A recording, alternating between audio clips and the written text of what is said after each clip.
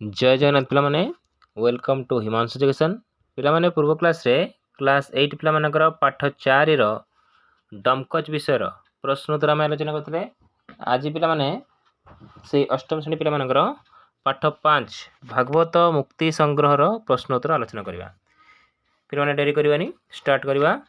1 number पिला माने तुम पई कहिची निम्नलिखित प्रश्न गुड़िकर ठीक उत्तर पाखरे तारा चिन्ह देय हला कि फास्ट कही अनेक जन्म तप फले मनुष्य जन्म मोहि तले है कि कहा जोगु पृथ्वी मनुष्य जन्म लाभ करे बोली ऊपर लिखित पदर कही पिला माने लिखियो अनेक जन्मर तपस्या फल जोगु बुझा पड़ला।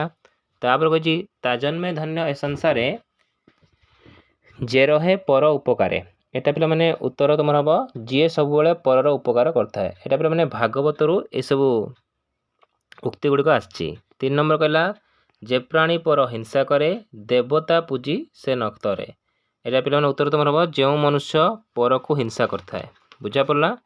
4 नंबर अमूर्त विनय वचन कही तो शिव प्राणी मन यार उत्तर पिला माने तुमर कौन हम ना विनम्रतार सह मधुर कथा कही। तापर नंबर उत्तम संगे संग जार सेकरे उत्तम व्यवहार यार उत्तर पिला माने उत्तम लोक सहित मिलामेशा कले।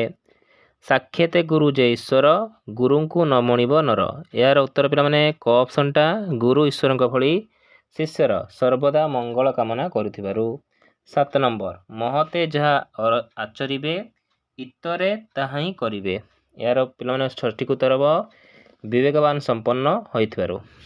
8 नंबर निकट थिले अनादर एहिटी संसार व्यवहार यार उत्तर पिला माने हबो सांसारिक व्यक्ति माने अति परिचित व्यक्ति को गुरुत्व दे नथिबारु हला कि देउ नथिबारु।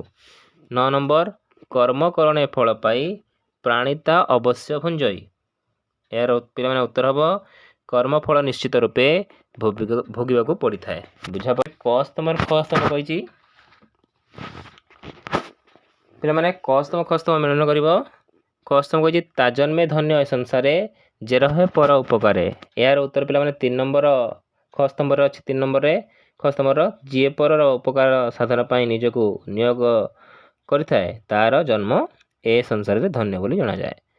2 नंबर जे प्राणी पर हिंसा करे देवता पूजी से नतरे यार पिला माने उत्तर तुम 4 नंबर अछि खस्तंबर जो प्राणी सब अन्य को हिंसा करथाए से देवता को जेते पूजा कले मध्य संसार को तरी न थाए। 3 नंबर कहला पिला माने उत्तम संगे संग जार जे करे उत्तम व्यवहार पिला माने 3 नंबरटा 1 नंबर उत्तर हबो मनुष्य उत्तम मनुष्य सहित जे मिलामिशा करे से उत्तम व्यवहार प्रदर्शन करिथाए। 4 नंबर साक्षात गुरु जे ईश्वर गुरु को न मणिब नर यार अर्थ पिला माने तुमर 2 नंबर अच्छी गुरु कृपा बिना शिष्यर केबे हेले उन्नति संभव होई न थाए तेणु गुरु को भगवान सहित तुलना कराइछि। 5 नंबर महते जहा अचरिबे इतरे ताहा ही करिवे यार अर्थ पिला माने 6 नंबर अच्छी महत व्यक्तिर आचार्य व्यवहार और महत कार्य प्रति अन्य लोक आकर्षित होई से कार्य करिथांती। 6 नंबर उत्तर पिला माने कर्म करणे फल पाई प्राणिता अवश्य भुंजई एटा पिला माने तमर ख नंबर 5 नंबर ऑप्शन अछि मनुष्य जो कर्म करथाए ताकू सेही कर्मर फल निश्चित भावे भोग करिया को पड़िथाए बुझा पड़ला। तापर पिला माने कस्तम खस्तम आ गोटे अछि एटा पिला गीत देछि तुमे गीत देखि मध्ये लिखि परिबो। अनेक जन्म तप फले 4 नंबर हबो पिला माने मनुष्य जन्म मोहि तळे।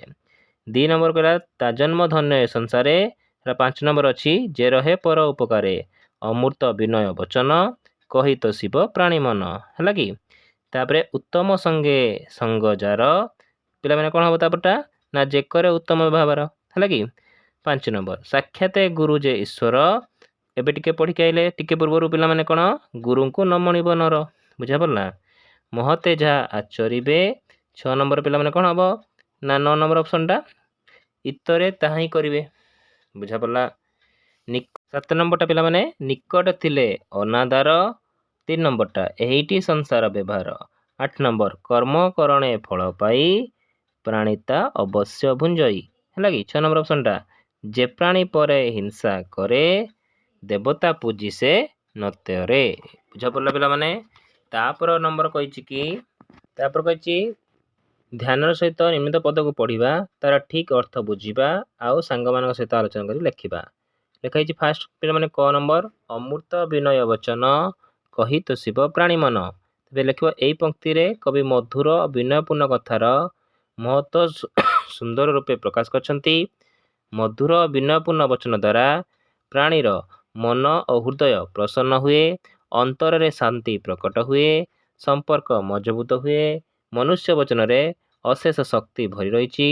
କଠୋର ଅହଙ୍କାରପୂର୍ଣ୍ଣ ବଚନ ହୃଦୟକୁ ଆଘାତ ଦିଏ, କିନ୍ତୁ କୋମଳ ବିନମ୍ର କଥା ଦୁଃଖ ହରଣ କରିଥାଏ। ତେଣୁ ଆମେ ଅମୃତ ସହ ମଧୁର ବଚନ କହି ଅନ୍ୟମାନଙ୍କୁ ମନକୁ ତୋଷ କରିବା ଉଚିତ। ହେଲା କି? ତାର ଖ ନମ୍ବର କହିଛି ସାକ୍ଷାତ ଗୁରୁ ଯେ ଈଶ୍ୱର, ଗୁରୁଙ୍କୁ ନ ମଣିବ ନର। ତୁମେ ପିଲାମାନେ ଉତ୍ତର କ'ଣ ଲେଖିବ? ଗୁରୁ ହିଁ ସାକ୍ଷାତ ଈଶ୍ୱର ଅଟନ୍ତି। ଏହି ଭାବନା ଭାରତୀୟ ସଂସ୍କୃତିର ଏକ ଗଭୀର ଆଧ୍ୟାତ୍ମିକ ସତ୍ୟକୁ ପ୍ରକାଶ କରେ। ଆମ ଶାସ୍ତ୍ରମାନଙ୍କରେ ଗୁରୁଙ୍କୁ ଈଶ୍ୱର ତୁଲ୍ୟ ମନେ କରାଯାଇଛି। ଯେପରି ଈଶ୍ୱର ସମସ୍ତ ସୃଷ୍ଟିକୁ ଆଲୋକ ଓ ଜୀବନ ଦିଅନ୍ତି, ସେପରି ଗୁରୁ ଜ୍ଞାନର ଆଲୋକ ଦ୍ୱାରା ମନୁଷ୍ୟର ଅଜ୍ଞାନକୁ ଅନ୍ଧକାରକୁ ଦୂର କରିଥାନ୍ତି। ଭାରତୀୟ ପରମ୍ପରାରେ ଅନେକ ଉଦାହରଣ ମିଳେ ଯେଉଁଠାରେ ଗୁରୁଙ୍କ ମହତ୍ଵ ପ୍ରମାଣିତ ହୋଇଛି। ଦ୍ରୋଣାଚାର୍ଯ୍ୟ ତାଙ୍କ ଶିକ୍ଷାରେ ଅର୍ଜୁନଙ୍କୁ ଶ୍ରେଷ୍ଠ ଧନୁଧର ଭାବେ ଗଢ଼ିଥିଲେ। ସେହିପରି ଚାଣକ୍ୟ ତାଙ୍କ ନୀତି ଓ ଦିଗ୍ଦର୍ଶନ ଦ୍ୱାରା ଚନ୍ଦ୍ରଗୁପ୍ତଙ୍କୁ ସମ୍ରାଟ କରିପାରିଥିଲେ। ଗୁରୁ ହିଁ ସାକ୍ଷାତ ଈଶ୍ୱର, କାରଣ ସେମାନେ ଆମକୁ ଜ୍ଞାନ, ନୀତି ଓ ସତ୍ୟ ପଥର ପ୍ରଦର୍ଶନ କରନ୍ତି। ବୁଝାପଡ଼ିଲା ପିଲାମାନେ? ଆଶା କରୁଛି ପିଲାମାନେ ତୁମେ 1 ନମ୍ବରରୁ ଏତିକି ନମ୍ବର ପର୍ଯ୍ୟନ୍ତ କ'ଣ ନୋଟ୍ କରିଦେଇଥିବ। ଏଇ କୋଶ୍ଚିନ୍ ଗୁଡ଼ା ପିଲାମାନେ ତୁମ ପରୀକ୍ଷାରେ ନିଶ୍ଚୟ ଆସିବ। ଅତିମାତ୍ରାରେ ତୁମ ସାଙ୍ଗମାନଙ୍କ ସହିତ ସେୟାର କର ଆଉ ଚ୍ୟାନେଲକୁ ସବସ୍କ୍ରାଇବ୍ କର, ଭିଡ଼ିଓକୁ ଲାଇକ୍ କରିଦିଅ। Thank you.